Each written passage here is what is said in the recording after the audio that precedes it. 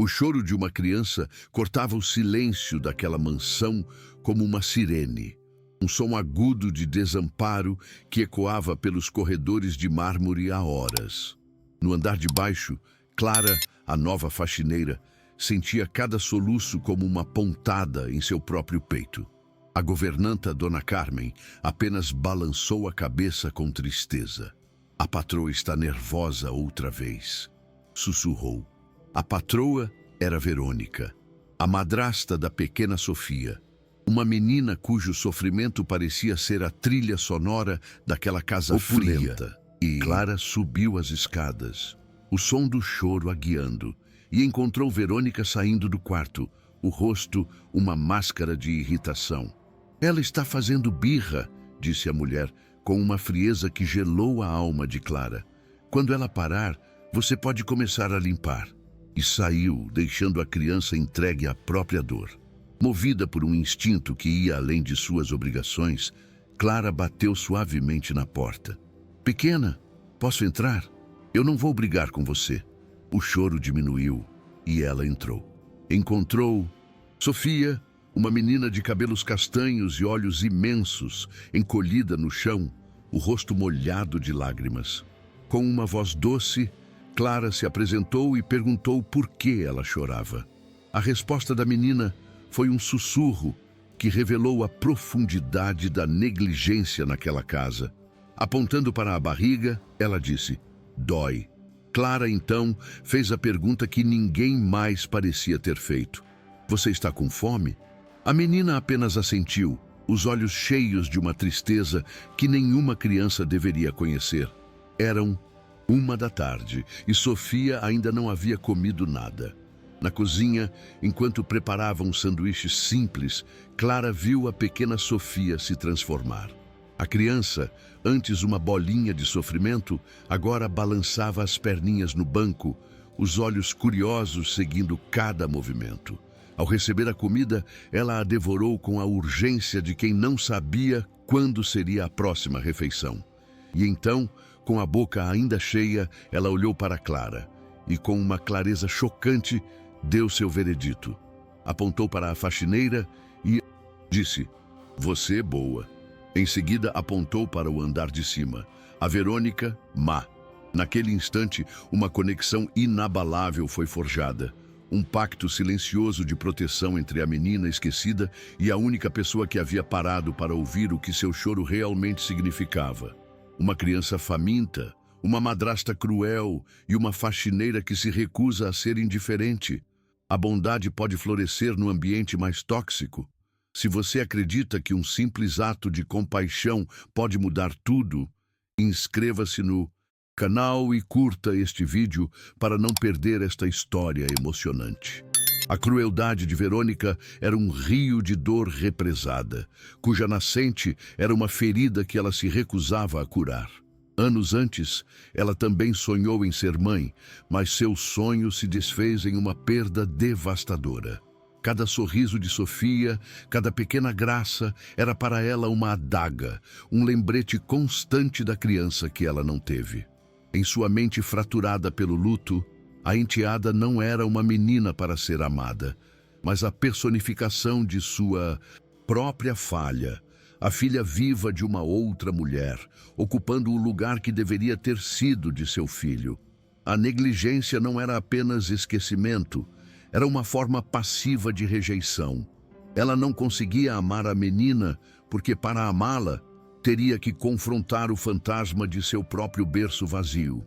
O plano de Verônica, sussurrado em conversas telefônicas secretas que Clara começaria a ouvir, era ainda mais sombrio do que a simples negligência. Ela não queria apenas que Sofia fosse invisível.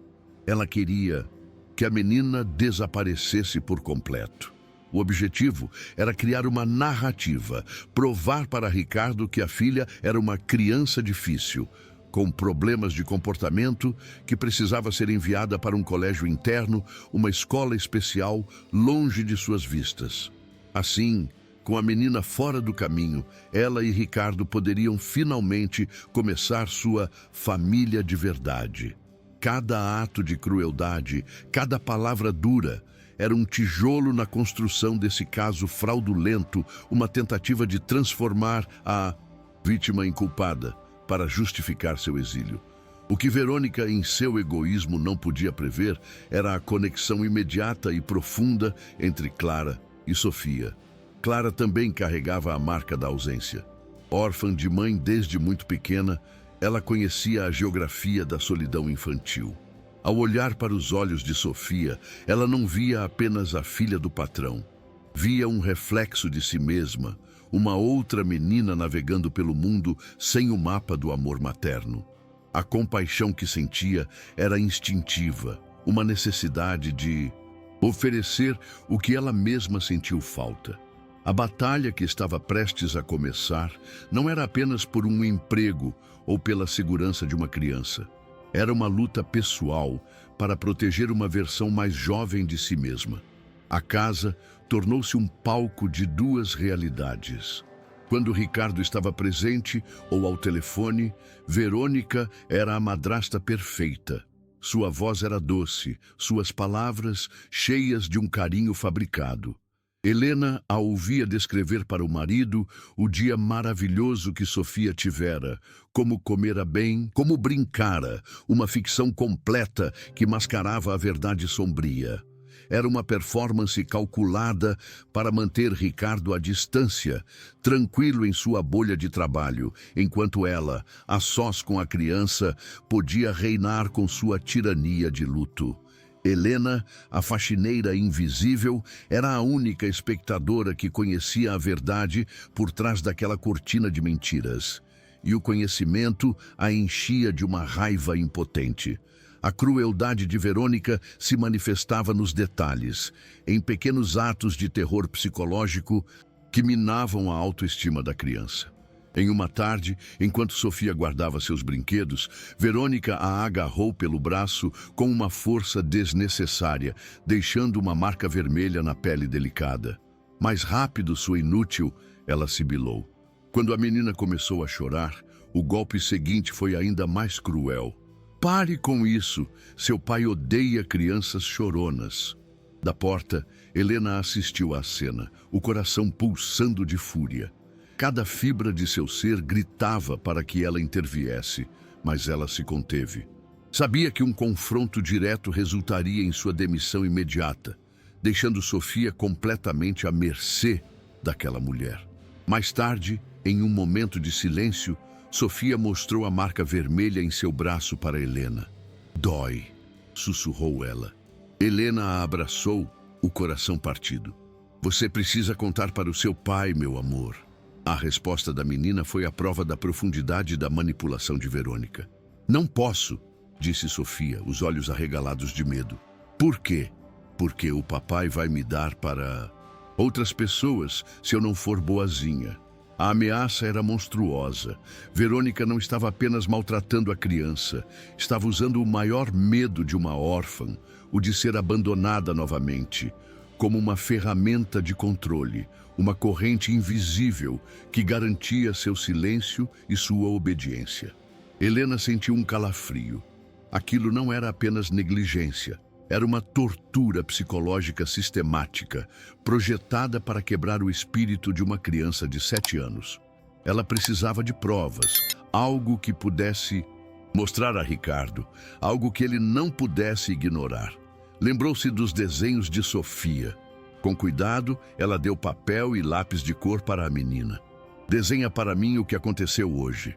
A criança, com traços hesitantes, desenhou uma figura grande de cabelos loiros, segurando com força o braço de uma figura pequena que chorava. Era uma confissão silenciosa, um testemunho em forma de arte. Helena pegou o desenho e o guardou. Era sua primeira peça de evidência, a primeira munição na guerra que ela agora sabia que teria que lutar por Sofia. Do outro lado daquela guerra silenciosa, Ricardo vivia em um exílio autoimposto. Ele se enterrava no trabalho, usando as longas horas no escritório como uma trincheira para se proteger da dor que o esperava em casa. Amava a filha, mas cada olhar para Sofia era um lembrete da esposa que ele perdeu, uma ferida que ele não sabia como curar. Por isso, ele delegou. Entregou a criação de sua filha a Verônica, sua nova esposa, acreditando que a estrutura e a disciplina dela seriam o melhor para uma criança especial. Ele ouvia os relatórios diários de Verônica sobre as birras e a dificuldade de Sofia, e aceitava tudo, a culpa o convencendo de que os problemas da filha eram um reflexo de sua própria ausência. Mas a semente da dúvida começou a germinar. Um dia, decidindo trabalhar de casa, ele passou a observar a dinâmica da mansão. E o que viu o deixou profundamente perturbado. Viu como a presença de Verônica parecia sugar o ar ao redor de Sofia, tornando-a uma menina tensa, quieta e assustada. E viu como, nos momentos com Clara, a faxineira, sua filha, se transformava. Com ela, Sofia aprendia, brincava, sorria. Ele testemunhou Clara transformar a tarefa de guardar os brinquedos, que com Verônica era um motivo de bronca, em um jogo divertido de separação de cores. A criança difícil que sua esposa descrevia não existia. Existiam duas Sofias, e a versão feliz só aparecia quando Verônica não estava por perto. Naquela noite, ele confrontou a esposa, a voz carregada de uma confusão que ele mal conseguia articular. Eu vi a Sofia hoje. Ela estava feliz, aprendendo coisas com a Clara. A reação de Verônica foi imediata e defensiva. É exatamente isso que me preocupa, Ricardo. Essa mulher a está deixando agitada, sem limites. Crianças como a Sofia precisam de rotina, de calma. Ela, com sua habilidade de manipulação, transformou a alegria da menina em um sintoma de desordem, a influência positiva de Clara em um perigo. Ricardo ficou dividido. A evidência de seus olhos lhe mostrava uma filha florescendo, mas as palavras de sua esposa pintavam um quadro de risco e confusão. E ele, perdido, não sabia em quem acreditar. A dúvida, uma vez plantada, tornou-se uma obsessão para Ricardo. Ele precisava da verdade, de uma fonte externa que não estivesse contaminada pela atmosfera tensa de sua casa. Na manhã seguinte, ele fez algo que não fazia há anos. Foi à escola de Sofia sem avisar. Sentou-se em frente à professora, uma mulher experiente de olhar gentil, e pediu um relatório honesto sobre o desenvolvimento de sua filha.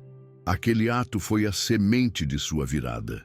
O pai, que por tanto tempo se escondeu atrás de sua dor e de seu trabalho, estava finalmente assumindo as rédeas, iniciando sua própria investigação secreta para descobrir a verdade sobre a vida de sua filha. O relatório da professora foi um terremoto que abalou as fundações do mundo de Ricardo. A Sofia é excepcional, disse a mulher, o rosto se iluminando. Uma das alunas mais dedicadas, carinhosas e populares da turma. A descrição era o oposto polar da criança difícil e problemática que Verônica pintava. Birras? Problemas de comportamento? A professora perguntou confusa. A Sofia é um exemplo de gentileza. Nunca tivemos uma única queixa. Cada palavra era um prego no caixão das mentiras de Verônica. A verdade era clara. Sua esposa estava deliberada e sistematicamente sabotando a imagem de sua própria enteada. Misericórdia, a prova visual da verdade emocional, veio na forma de um desenho. A professora mostrou a Ricardo um trabalho recente de Sofia sobre família. No centro do papel, 3 figuras de mãos dadas, sorrindo sob um sol radiante. Um homem alto, uma mulher de cabelos escuros e uma menina. Abaixo, a legenda infantil: Papai, Clara e eu. Em um canto distante da folha, pequena, isolada e com o rosto triste, estava uma quarta figura de cabelos loiros que a professora identificou como sendo Verônica. Aquele simples desenho era um mapa do coração de sua filha, uma declaração poderosa de quem ela considerava sua verdadeira família e de quem era a estranha em seu lar. Ricardo dirigiu de volta para casa, o zumbido do motor abafado pelo som ensurdecedor da verdade em sua mente.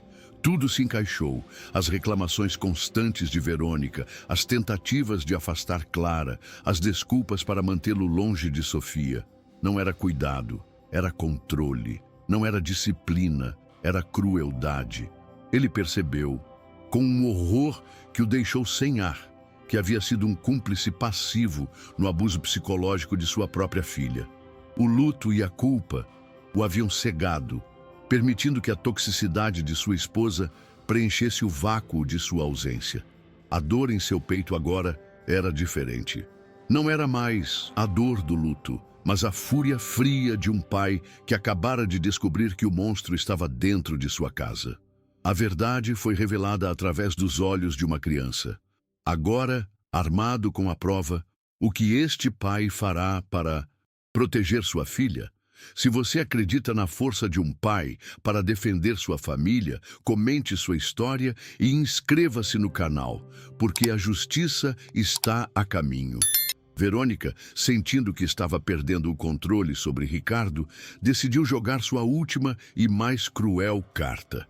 Ela precisava destruir a credibilidade de Clara de uma forma tão definitiva que Ricardo não tivesse outra escolha a não ser ficar do seu lado.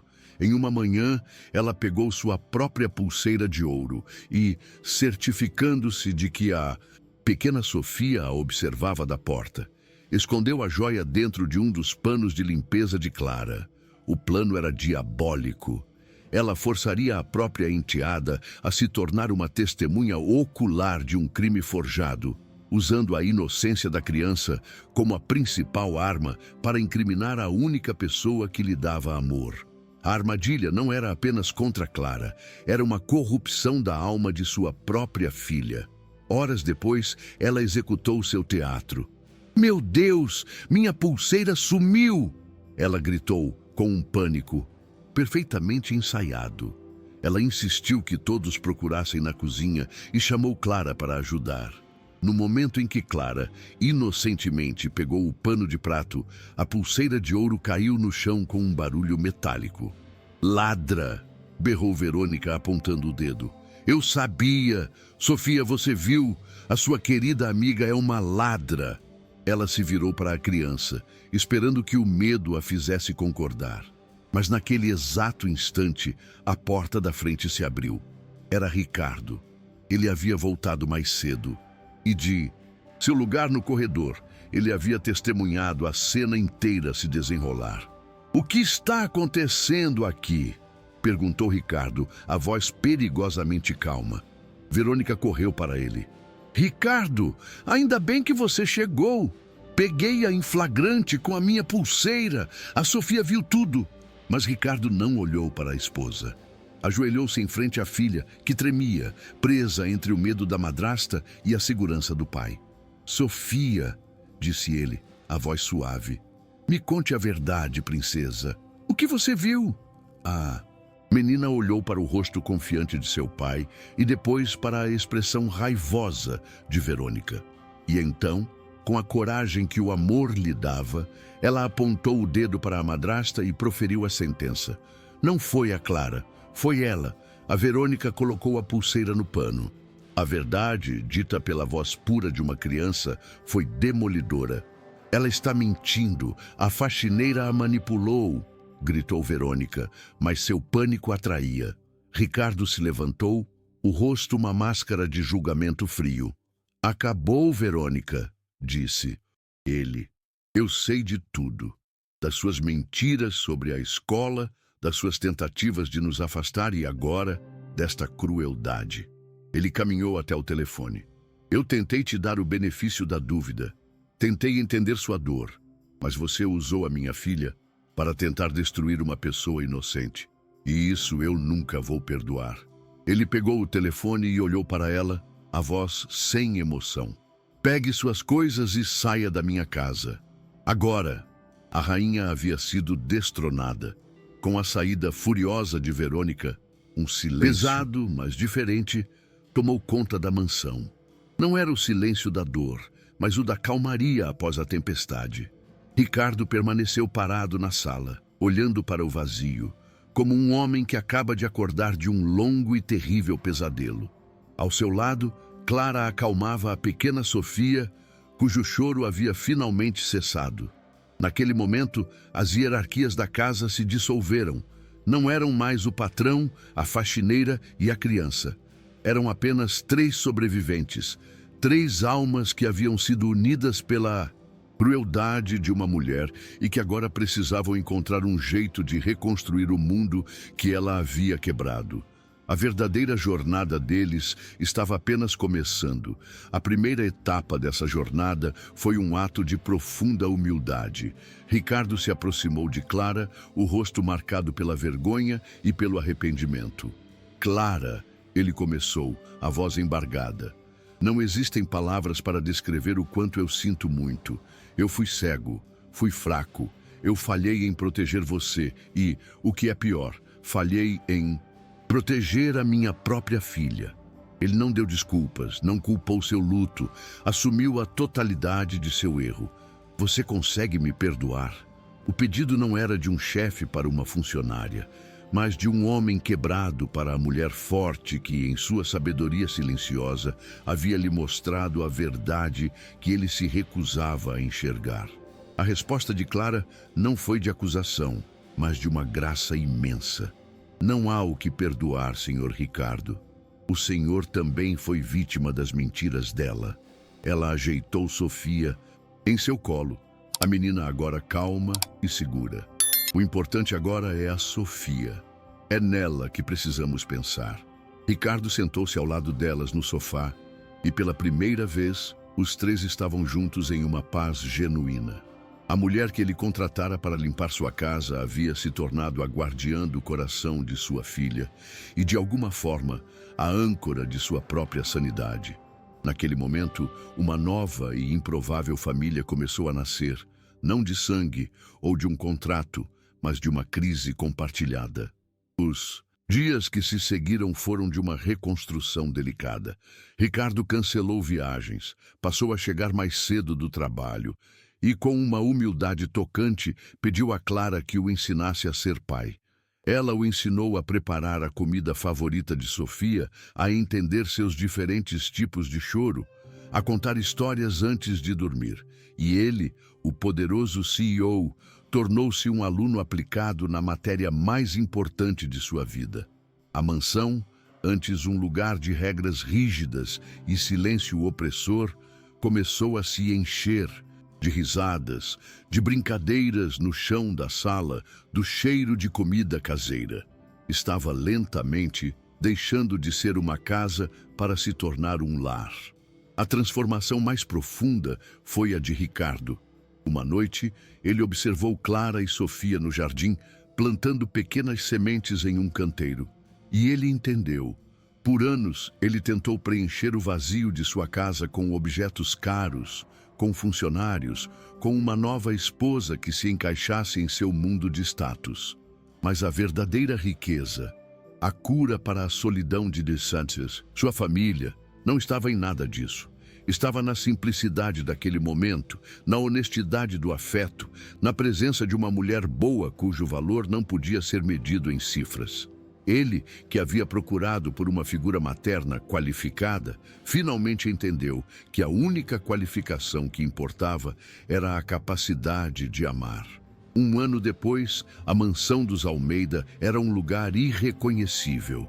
As paredes, antes impregnadas de tristeza e tensão, agora ecoavam com as risadas de uma criança feliz. Sofia floresceu, transformando-se em uma menina falante, curiosa e segura de si.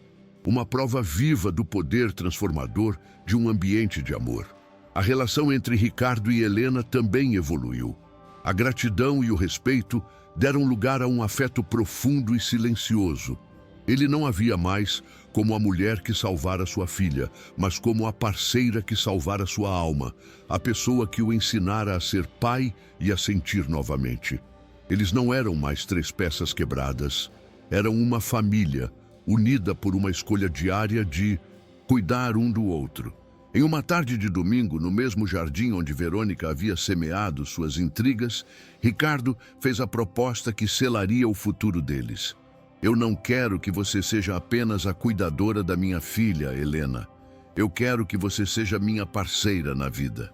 Antes que ela pudesse responder, a pequena Sofia, como se entendesse a importância do momento, correu até eles. Olhando para Clara com seus olhos grandes e cheios de esperança, ela fez sua própria pergunta. Eu posso te chamar de mãe? Foi uma dupla proposta, uma do homem que havia redescoberto o amor e outra da criança que nunca o havia perdido. Diante daquela família que a escolhera, o coração de Helena finalmente se sentiu em casa. As lágrimas de Clara, desta vez, eram de pura alegria. Ela aceitou as duas propostas, a de ser esposa e a de ser oficialmente mãe.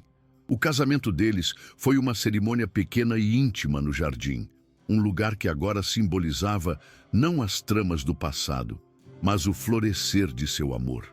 Não havia centenas de convidados, apenas aqueles que testemunharam e apoiaram sua jornada. A casa, antes palco de mentiras e crueldade, tornou-se o cenário de uma celebração da verdade. Ao ver Ricardo, Clara e Sofia juntos, os três rindo sob o sol, os presentes não viam um empresário, uma ex-faxineira e uma órfã. Viam a imagem mais pura e poderosa de uma família completa e feliz. A história deles começou com o choro de uma criança em uma casa quebrada pelo luto, quase destruída pela maldade. Mas foi transformada pela força mais simples e ainda assim mais poderosa do universo. O amor incondicional de uma mulher boa por uma menina solitária. Ricardo aprendeu que ser pai não era prover, mas estar presente. E Clara aprendeu que um coração pode sim se curar e amar novamente. Pois no fim, eles descobriram que uma família de verdade não é definida por laços de sangue ou por um sobrenome, mas pela coragem de escolher amar e pela certeza de que o verdadeiro lar é simplesmente o lugar onde o coração se sente seguro. Uma história que prova que o amor pode curar e construir as mais belas famílias. Se você se emocionou com a jornada de Clara, Ricardo e Sofia, inscreva-se, curta e comente de onde você nos assiste. Vamos celebrar o amor que escolhe, que cuida e que fica.